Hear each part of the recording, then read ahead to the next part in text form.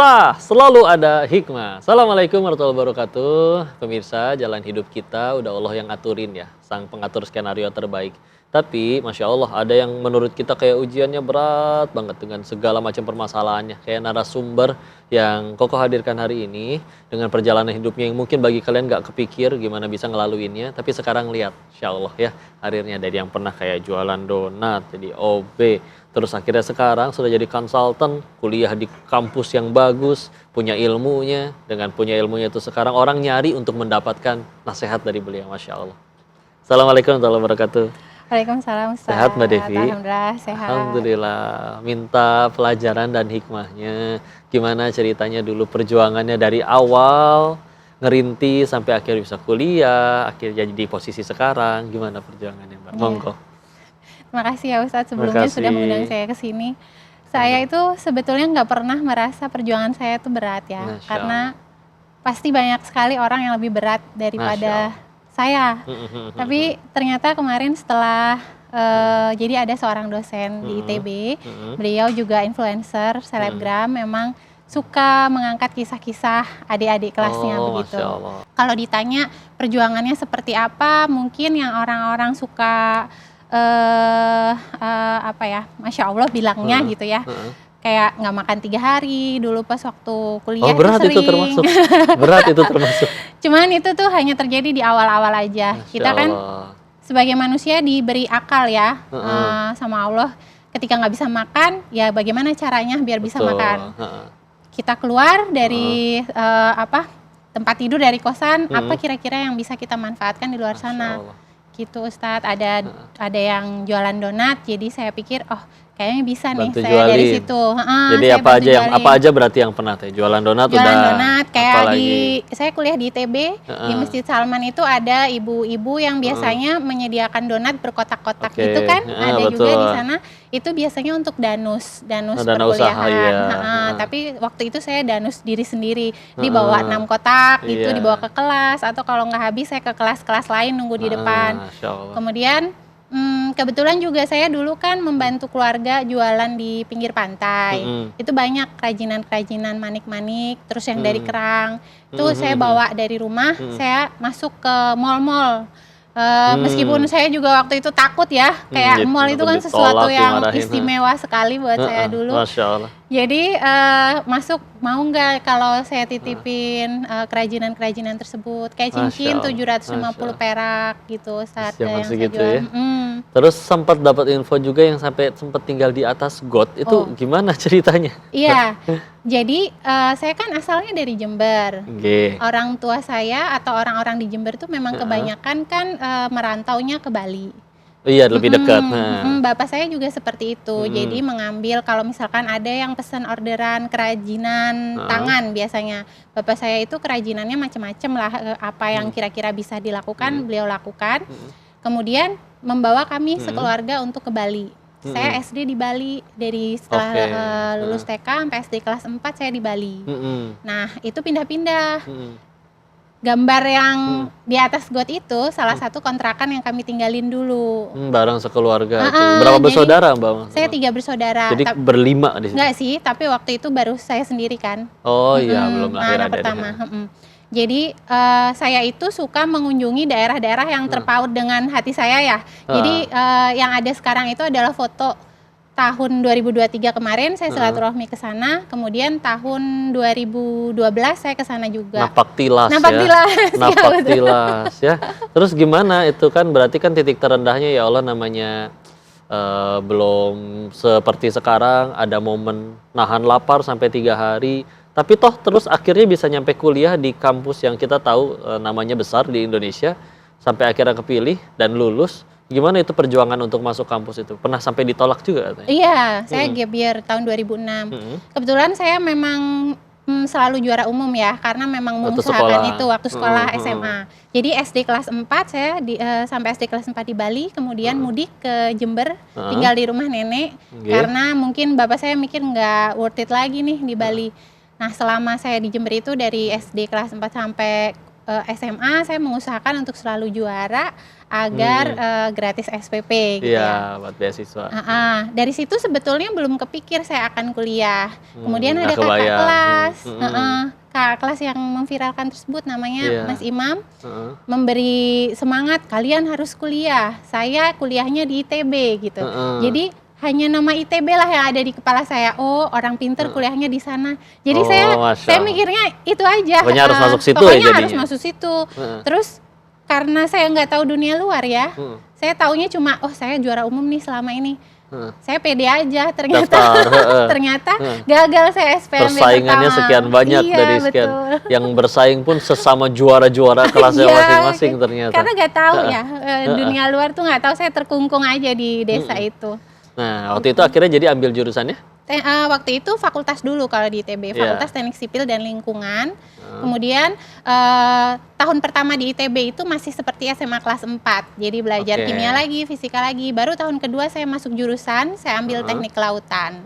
Gitu. Nah, cerita yang tidak makan tadi di tahun pertama ini. Lagi sambil merih ya. Masya Allah, luar biasa.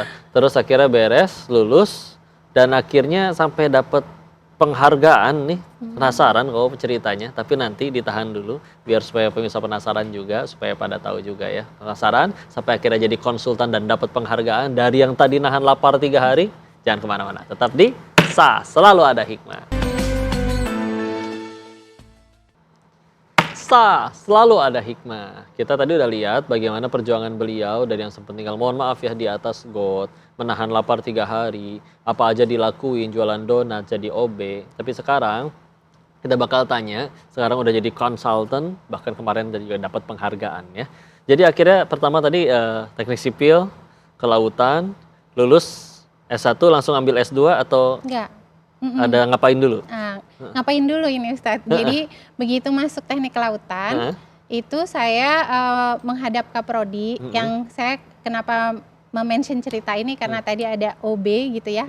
Jadi saya masuk teknik kelautan karena circle-nya lebih kecil, saya menghadap Kaprodi, Pak saya butuh uang, apakah ada pekerjaan yang bisa saya lakukan gitu. Itu baru kenal juga sama Kaprodi. Akhirnya beliau memberi kesempatan untuk membantu di tata usaha atau di prodi. Jadi bantu fotokopi, kadang-kadang buatin teh untuk dosen-dosen gitu. Jadi mungkin saya juga nggak enak sama Kaprodi kalau misalkan narasinya jadi OB gitu, kesannya beliau kayak mempekerjakan mahasiswa gitu ya. Padahal saya yang minta, ya padahal gue. Nah, kemudian saya tuh juga aktif di unit-unit mahasiswa sosial gitu, termasuk juga dengan teman-teman untuk mengospek, Ustadz. Ya, waktu itu ospek tuh sangat dilarang. Jadi saya dipecat dari pekerjaan tersebut. Ya Allah. Nah, tapi hubungannya tetap baik sama Kaprodinya. Cuma beliau, kenapa kamu ikut ospek segala gitu? Kamu kan bagian dari pekerja kita juga gitu. Kemudian ada dosen yang menawari, ya udah kamu ikut saya aja, kerja bersama saya. Itu sampai sekarang perusahaan yang sekarang saya tempatin itu saya ikut di perusahaan tersebut mulai 2008. Sampai sekarang di konsultan ini, alhamdulillah. Tapi ya mulainya benar-benar dari nol sekali ya. Saya dulu mengubah Word jadi PDF aja nggak bisa. Saya pegang laptop aja takut. Pertama gitu. Kali semua. Tapi ya itu dia kemauan dan segala macam akhirnya. Kerintis benar-benar dilekenin tuh dari yang benar-benar nggak ada apa-apa, dari bahkan nggak cuman semuanya kosong, perut pun kosong gitu ya. Sampai akhirnya, tapi kalau benar-benar mau, enggak, saya langsung kepikirannya, kebayangnya dengan orang-orang yang naudzubillah punya segala macam privilege, uang apa segala ada banyak, tapi kuliah aja bolos melulu. Aduh gitu ya, ini kudunya ketampar ngelihat beliau ini ya. Terus akhirnya dapat masternya di situ juga? Belum, jadi setelah saya ikut perusahaan tersebut, saya selama kuliah ikut keluar kota dan segala macam, saya bosen. Hidup masa gini aja, nggak ada artinya sama orang langsung. Saya belajar di belakang, saya bermanfaat hanya di balik laptop. Akhirnya setelah lulus S1 saya nggak langsung ambil S2, tapi ikut program ke daerah, ikut Indonesia Mengajar. Saya mengajar SD di berapa tahun? 14 bulan. 14 bulan. Jadi tinggal dulu di sana 14 bulan. Itu komunikasi masih berjalan dengan perusahaan sekarang. Akhirnya kembali dari daerah tersebut, saya balik lagi langsung kerja di sini lagi. Nggak betah kalau nggak jadi manfaat beliau itu. Sampai akhirnya jadi dapat penghargaan tuh. Pengen lihat itu tadi yang dibawa-bawa berat itu apa tuh? Ini berat Masya sekali, Allah. alhamdulillah ya. Ini kayak trofi World Cup. Ini Ustaz mungkin bisa Izin ya. angkat. Abot tenan iki. Masya Allah. Iya. RA Kartini Award 2024 baru ya? Masya Allah. Baru. Bulan apa ini? Maret kalau nggak April. Oh, April. April ya. Devi Ulumitias, STMT, Passionate Education. Masya Allah. Ini siapa yang memberikan? Kriterianya apa aja? Pesaingnya siapa aja sampai akhirnya menang? Ini apa kriterianya sampai terpilih? Saya nggak tahu pesaingnya, tapi saya dikontak aja oleh Yayasan Kartini Award waktu itu untuk diberikan penghargaan ini bareng-bareng sama Bu Sri Mulyani, terus Retno Marsudi. Saya luar biasa ya, Masya Allah. Saya alhamdulillah ya bisa merasakan gitu. Jadi yang dinilai mungkin seluruh perjalanan hidup ya. Bagaimana pendidikan bisa mengubah seseorang, nggak hanya satu orang, keluarga besarnya juga, lingkungan. Terangkat derajatnya ya. Kemudian setelah itu saya juga membagikan itu ke daerah melalui pendidikan juga. Jadi setelah saya ke daerah itu ada yang ikut saya ke Bandung, Ustadz. Ikut saya ke Bandung, perempuan, sekarang udah jadi dosen, alhamdulillah. Ih, luar biasa. Ini tuh berkah tuh benar-benar kayak gini tuh berkah. Gitu. Jadi kebaikannya tuh bertambah banyak, bahkan tidak hanya bagi diri tapi ke orang sekitar, Masya Allah. Dan ternyata selama ini perjuangannya ada yang memperhatikan ya, ini sampai akhirnya. Iya, itu mungkin karena ini ya, yang tadi saya bilang diangkat di Instagram ceritanya. Saya sendiri itu sebenarnya jarang ya bercerita posting tentang juga. Kisah. Gak ada waktu medsos juga. Dulu sih, terus sekarang terpaksa harus muncul. Masya Allah. Terus sekarang pun akhirnya jadi konsultan ya. Ini yang ditangani apa? Bidangnya apa? Seperti kerjaan seperti apa di konsultan? Kembali ke teknik kelautan ya. Saya S1, S2 itu teknik kelautan dan bekerja di perusahaan ini sudah dari saya kuliah. Jadinya saya melanjutkannya sampai sekarang. Bidangnya itu kayak membangun-bangun dermaga, kemudian kalau misalkan ada PLTU yang ngeluarin panas ke laut, itu gimana sih situasi lingkungan lautnya, pengaruhnya apa? Ada ilmunya ya, nggak bisa asal itu semua. Dan ini ahlinya ada di sini, Masya Allah. Jadi klien-kliennya kayak perusahaan atau bahkan juga pemerintahan? Iya, pemerintah daerah, BUMN, perusahaan swasta gitu. Luar biasa ya, alhamdulillah. Maka kita bakal ambil banyak banget pelajaran, tapi sekali lagi nanti kau bakal minta beliau juga mudah-mudahan ngasih kita nasihat berkenan ya, untuk gimana caranya yuk jangan kalah sama kondisi yang beliau hadapi. Itu uniknya kayak tadi, bahwa beliau ngerasanya tidak berat, padahal bagi orang bisa jadi berat banget. Jadi gimana mindset dan mentalnya, kita pelajarin bagaimana pola pikirnya beliau nanti ya, tapi jangan kemana-mana, tetap di Sah Selalu Ada Hikmah. Selalu ada hikmah, Masya Allah. Ada pelajaran yang luar biasa. Yang paling nancep bagi Koko tuh dari tadi adalah bagi orang, perjuangan beliau itu sampai layak dikasih penghargaan, tapi uniknya bagi beliau ini nggak berat gitu, Masya Allah ya. Dan selain itu beliau sudah menghasilkan banyak karya. Kok penasaran Mbak, karya-karya yang udah dibikin nih tadi kan kayak ngurus bikin dramaga, PLTU, yang udah dikerjain sejauh ini udah apa aja Mbak? Daerah mana aja tuh? Kalau yang mungkin orang tahu misalkan kayak kalau ada perusahaan atau BUMN kemarin tuh mau buat pelabuhan untuk IKN. Oke. Jadi sebelum IKN ada istana-istana itu saya ke sana. Udah ke sana duluan Mbaknya ya. Aku udah sungkem yang ke IKN sama beliau. Saya menelusuri itu pakai speedboat itu lewat Teluk Balikpapan. Saya lihat dulu di sana ada apa aja, pelabuhan-pelabuhannya, terus siapa aja stakeholdernya. Terus saya analisis apakah kalau misalkan bangun pelabuhan di sini bermanfaat secara finansial dan ekonomi bagi perusahaannya maupun masyarakat. Iya, ada pertimbangan semua pertimbangan seperti itu. Kemudian sebelum masuk ke teknis banget nih kok. Jadi sebelum masuk ke perhitungan detail-detail bagaimana pelabuhan itu harus didesain, itu harus dilihat dulu apakah layak atau enggak untuk dibangun. Nah, ketika saat itu saya bilang ini nggak akan bermanfaat untuk IKN-nya sendiri maupun untuk kamu gitu, untuk si owner klien saya ini. Jadi akhirnya nggak dibangun kok. Iya. Nah, jadi seperti itulah kira-kira mungkin yang orang-orang bisa kenal IKN gitu. Masya Allah.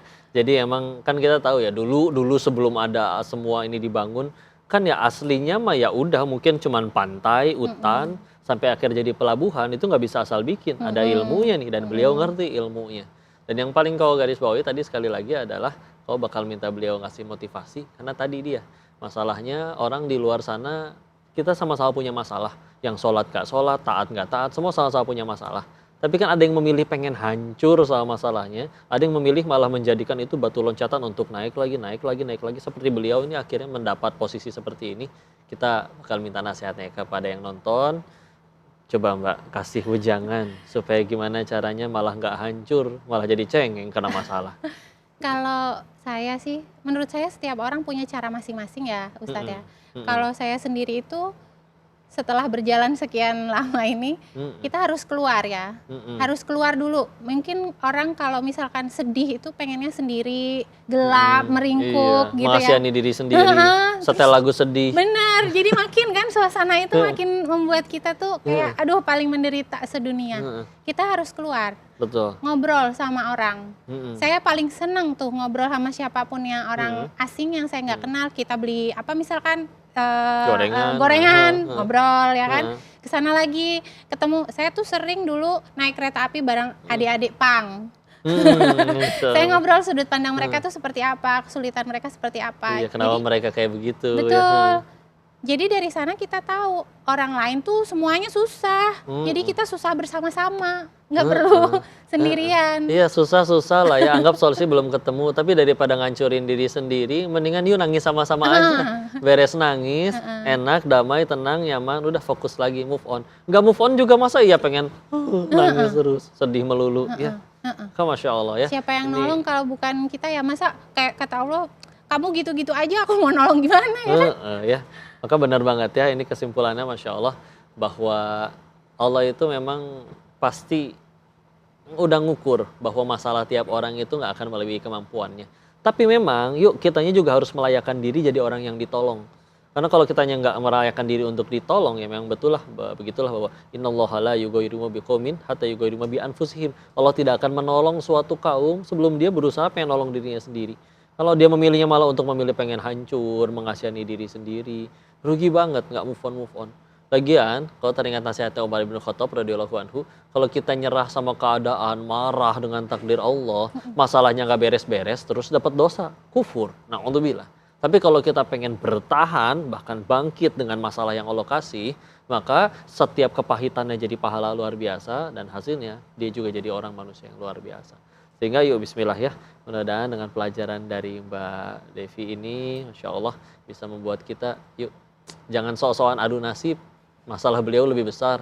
Bahkan bukan tanpa sengaja Allah bikin nasib para nabi itu luar biasa ujiannya. Supaya kita tuh nggak bisa adu nasib, ya Allah saya menanti keturunan, ya Allah saya sepahit ini. Oh nggak ada apa-apanya dibanding nabi, tapi lihat para nabi. Pahala banyak, dosa nggak ada, tapi ujiannya segitu berat, tetap aja jadi manfaat, jadi kebaikan. Nggak ada ngeluh, nggak ada sedih. Kenapa aku dikecam, kenapa aku sedih? Udah ya. Maka udah tenang aja. Kawisilah ya. Semua jalan itu dipilihkan oleh Allah untuk mendekatkan kita ke surganya Allah. Bisa jadi gara-gara kepahitan itu, derajat di duniamu naik, bahkan kamu lebih mudah ke surganya Allah. Daripada yang hidupnya nggak ada masalah, malah jadi kufur, malah jadinya males, malah jadi yang menghancurkan diri sendiri. Bisa jadi nanti kita nyesel. Tahu gitu saya aja yang ujiannya seberat Mbak Devi. Insya Allah. Dan beliau telah berhasil melaluinya. Insya Allah mudah-mudahan jadi pahala jariah ya Mbak Devi, makasih banyak. IKN juga itu Masya Allah lihat bahwa ternyata ketika berdiri itu ada andil beliau. Kita tahu salah satu pahala jariah yang luar biasa adalah membukakan jalan. Di situ nanti kalau ada orang sholat, ada kegiatan, ada kebaikan, pastilah ada pahala jariah beliau, maka Masya Allah ya. Mudah-mudahan kita bisa jadi manusia bermanfaat seperti beliau. Jangan kemana-mana, kita akan ketemu lagi di sah selanjutnya dengan narasumber yang lain yang juga tentu luar biasa manfaatnya ya. Selalu di sah, selalu ada hikmah. Assalamualaikum warahmatullahi wabarakatuh. Makasih Mbak Devi.